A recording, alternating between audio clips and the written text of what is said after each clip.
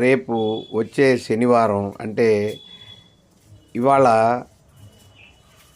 మీరు ఈ చూస్తున్న నవగ్రహ దేవతలకు పూజ చేసినట్లయితే వచ్చే శనివారం శని త్రయోదశి వస్తుంది. కాబట్టి శని త్రయోదశి రోజు శనికి తైలాభిషేకం చేసి మిగిలిన మూర్తులకి వారి మీ తాహత కొద్దీ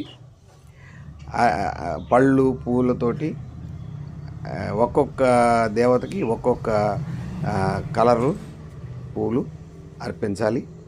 ఆ కలర్ పూలు అర్పిస్తూ పూజ చేసినట్లయితే మీకు చాలా శుభాలు కలుగుతాయి.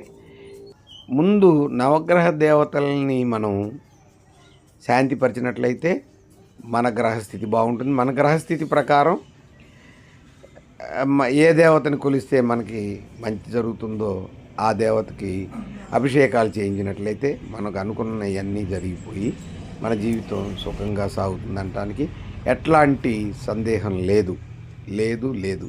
ఇది నేను చెప్తున్నది కాదు, అనేక రకాలైన గ్రంథాలలో నిక్షిప్తం చేసినది మాత్రమే నేను మీకు అందిస్తున్నాను.